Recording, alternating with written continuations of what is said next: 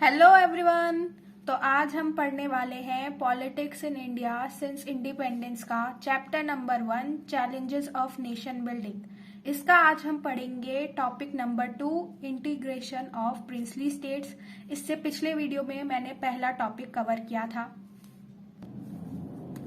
तो इस टॉपिक में हम प्रिंसली स्टेट्स के बारे में पढ़ने वाले हैं। मैंने पिछले वीडियो में भी बताया था कि जब हमें आजादी मिलने वाली थी तो उस टाइम पे ब्रिटिशर्स हम पे रूल कर रहे थे और उस टाइम पे इंडिया 2 पार्ट्स में बटा हुआ था। पहला था इंडियन प्रोविंसेस और दूसरा था प्रिंसली स्टेट्स। इंडियन प्रोविंसेस जो थी वो ब्रिटिशर्स के डायरेक्टली अंडर कंट्रोल में आती थी। ब्रिटिशर्स उसे डायरेक्टली कंट्रोल करते थे। उस एरिया में ब्रिटिशर्स के ऑफिसर्स थे, वहां पे कोई राजा राजकुमार ऐसा नहीं था स्टेट को रूल करने के लिए। पर जो प्रिंसली स्टेट्स थे ना, वहां पे राजा राजकुमार ये सब एरिया को कंट्रोल करते थे जब तक ब्रिटिशर्स चाहते हैं। ब्रिटिशर्स के अंडर ये लोग काम करते थे और कुछ अपने इंटरनल अफेयर्स में इनका कुछ राइट होता था। जब तक ये ब्रिटिशर्स की पावर को मानते हैं, उनकी सुप्रीमेसी को मानते हैं। इसे हम पैरामाउंटेसी या फिर सुज़ेरनिटी भी बोलते हैं। हमारे पास प्रिंसली स्टेट्स 565 थे और इन्हीं को हमें इंडिया में मर्ज भी कराना था और यही हमारी सबसे बड़ी प्रॉब्लम भी थी, क्योंकि प्रिंसली स्टेट्स हमारे एरिया का 1/3 एरिया कवर करते थे इंडिया का उस टाइम में। यानी कि 4 में से हर वन इंसान प्रिंसली स्टेट्स में रह रहा था। ये भी एक फैक्ट है। अब उस टाइम पे प्रॉब्लम क्या थी? प्रॉब्लम ये थी कि जब ब्रिटिशर्स इंडिया को छोड़कर जाने वाले थे, ये बात हमें आजादी से पहले ही पता थी, क्योंकि 15 अगस्त को तो फॉर्मल ट्रांसफर हुआ था पावर का। पता तो हमें पहले से ही था, लेकिन वो साथ साथ प्रिंसली स्टेट्स को भी छोड़कर जा रहे थे और उन्होंने कहा था कि प्रिंसली स्टेट्स के पास अपना राइट है। मतलब वो चाहे इंडिया के साथ भी मर्ज हो सकते हैं, चाहे तो पाकिस्तान के साथ भी मर्ज हो सकते हैं, या फिर इंडिपेंडेंट भी रह सकते हैं। और इसमें सबसे बड़ी प्रॉब्लम तो ये थी कि ये डिसीजन उस एरिया को रूल करने वाले राजा पर छोड़ दिया था। मतलब कि लोग किसके साथ जाना चाहते हैं ये इम्पोर्टेंट नहीं है, राजा किसके साथ जाना चाहते हैं ये इम्पोर्टेंट है। और यही हमारी सबसे बड़ी प्रॉब्लम थी, क्योंकि ये बहुत बेसिक सी बात है, कोई भी राजा क्यों चाहेगा कि उसकी पावर उससे छिन जाए। इसीलिए लोग किसी के साथ भी जुड़ना चाहे, डिसीजन राजा का ही था। और ये प्रॉब्लम बढ़ती ही जा रही थी। जैसे ही राजा को, रूलर्स को पता चला कि हमारे पास अपना डिसीजन है कि हम किसके साथ मर्ज करना चाहते हैं और किसके साथ नहीं, तो सबसे पहले रूलर ऑफ ट्रेवेनकोर के जो रूलर थे, उन्होंने आके कहा कि हम इंडिपेंडेंट ही रहेंगे। उसके बाद हैदराबाद के निजाम ने भी सिमिलर अनाउंसमेंट की और फिर बंगाल के नवाब ने भी यही कहा। यानी कि ये सारे लोगों ने कहा कि हम इंडिपेंडेंट ही रहेंगे। और ये सबसे बड़ी प्रॉब्लम थी, क्योंकि जो इंडिया था ना, हमारा विजन यही था कि हम डेमोक्रेसी लेकर आएंगे, हम अपने लोगों को राइट देंगे। लेकिन यही चीज हमारे प्रिंसली स्टेट्स में नहीं थी। वहां पे लोगों के पास कोई भी राइट नहीं थे। जैसे हमारे पास फंडामेंटल राइट्स होते हैं, ऐसे वहां पे ना ही डेमोक्रेसी थी और ना ही राइट्स थे। तो ये प्रॉब्लम सबसे बड़ी थी और अब इसको सॉल्व करना था। उस टाइम पे हमारे पास एक इंटरिम गवर्नमेंट थी, इसे टेम्पररी गवर्नमेंट भी कह सकते हैं। यानी कि इंटरिम गवर्नमेंट वो गवर्नमेंट होती है कि इलेक्शन, जब तक हमारे पास कॉन्स्टिट्यूशन नहीं आया था तब तक इंडिया में इलेक्शन भी नहीं हुए थे, लेकिन कंट्री को चलाने के लिए तो गवर्नमेंट चाहिए ना। तो इलेक्शन होने से पहले जो हमारी गवर्नमेंट थी, जो बिना इलेक्शन हुए, बिना यूनिवर्सल अडल्ट फ्रेंचाइज पर इलेक्शन हुए आई थी, जो इंडिया को चला रही थी, उस गवर्नमेंट को हम इंटरिम गवर्नमेंट कहते हैं। और उसमें सरदार वल्लभ भाई पटेल डिप्टी पीएम भी थे और होम मिनिस्टर भी थे, और सारे प्रिंसली स्टेट्स को इंडिया के साथ मर्ज कराने में उनका बहुत बड़ा रोल रहा था। ये काम अभी सुनने में बहुत इजी लगता है, लेकिन उस टाइम पे ये काम बहुत ज्यादा डिफिकल्ट था और इसमें इनका बहुत बड़ा रोल रहा। इन्होंने डिप्लोमेटिकली बहुत सारे एरिया को आजादी से पहले ही इंडिया में मर्ज करवा दिया था। उस टाइम पे मैं कहूँ तो उड़ीसा में 26 स्मॉल स्टेट्स थे और गुजरात के एक सौराष्ट्र रीजन में 14 बिग स्टेट थे और 119 स्मॉल स्टेट्स थे। इतनी बड़ी ये प्रॉब्लम थी कि इतने ज्यादा एरिया में जो है उस टाइम पे प्रिंसली स्टेट्स थे और इन्हें इंडिया के साथ मर्ज कराना हमारे लिए बहुत इम्पोर्टेंट था। और इसी प्रॉब्लम को सॉल्व करने के लिए गवर्नमेंट के कुछ अप्रोच थे। जैसे सबसे पहला तो ये था कि प्रिंसली स्टेट्स के लोग जो है वो हमारे इंडिया के साथ मर्ज होना चाहते हैं, ऐसी हमारे गवर्नमेंट मान रही थी। मतलब कि रूलर वहां हमारे साथ मर्ज होना चाहते हैं या नहीं होना चाहते हैं, ये इम्पोर्टेंट नहीं था हमारे लीडर्स के लिए।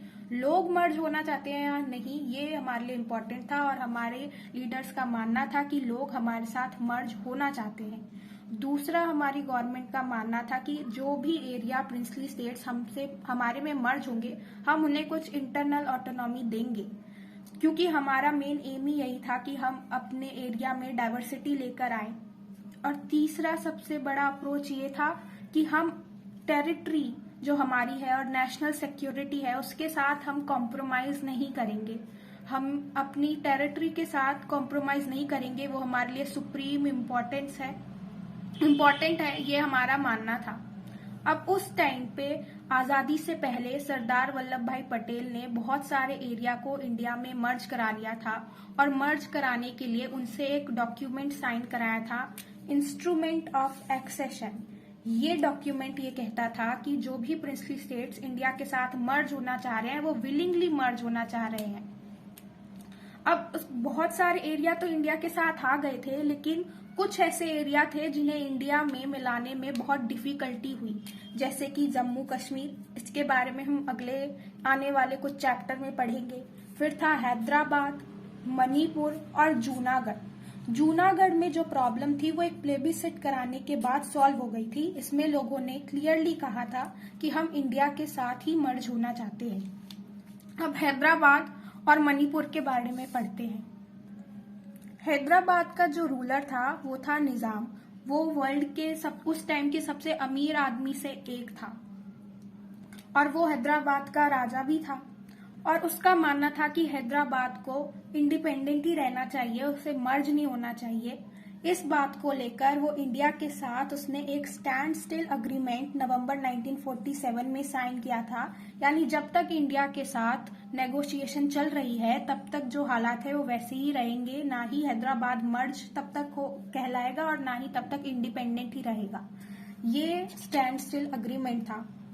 लेकिन जल्द ही हमने देखा कि वहां पर प्रोटेस्ट होना शुरू हो जाता है और ये प्रोटेस्ट करते हैं। अभी जो तेलंगाना का रीजन है, वहां के जो पीजेंट है उन्होंने ये प्रोटेस्ट किया था, जो थोड़ा और बड़ा हुआ तो उसमें विमेन आई, क्योंकि इन सब ने निजाम के ऑपरेसिव रूल को देखा था, उसके अगेंस्ट ही ये लोग प्रोटेस्ट कर रहे थे।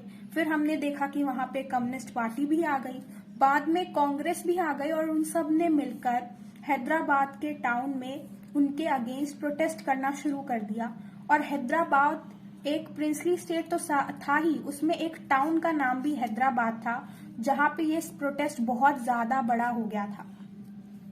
अब इस प्रोटेस्ट का आंसर करने के लिए निजाम ने अपने पैरामिलिट्री फोर्स को भेज दिया। इस पैरामिलिट्री फोर्स को रजाकार्स भी कहते हैं। ये सिर्फ एक कम्युनिटी को ही टारगेट कर रहे थे, उन्हीं को मार रहे थे, उन्हीं को लूट रहे थे। कितने सारे लोगों को इस वजह से इंजरी हुई, कितने सारे लोगों को इन्होंने मार दिया, बहुत बड़ा वायलेंस हुआ था इस पे। इतने बुरे हालात को देखकर इंडियन गवर्नमेंट ने कहा कि हमें ये हालात ठीक करने होंगे और फिर इंडियन गवर्नमेंट ने, हमारे लीडर्स ने इंडियन आर्मी को भेजा निजाम के यहाँ पर, यानी हैदराबाद में सितंबर 1948 में। और फिर कुछ दिनों के फाइटिंग के बाद निजाम ने जो है सरेंडर कर दिया और इस तरीके से हैदराबाद इंडिया में मिल गया, इंडिया में मर्ज हो गया। ये तो थी हैदराबाद की कहानी। अब ऐसा ही कुछ मणिपुर में हुआ था, लेकिन मणिपुर के जो राजा थे बौद्ध चंद्र सिंह, उन्होंने तो आजादी से पहले और एरिया की तरह इंस्ट्रूमेंट ऑफ एक्सेशन भी साइन कर दिया था इस प्रॉमिस पर कि इंडियन गवर्नमेंट उन्हें कुछ ऑटोनॉमी देगी। और ऑटोनॉमी इंडियन गवर्नमेंट ने कहा था कि वो देगी।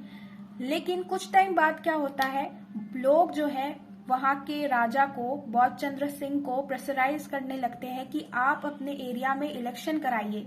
और जून 1948 में लोगों के प्रेशर के अंदर राजा को इलेक्शन कराने पड़ते हैं।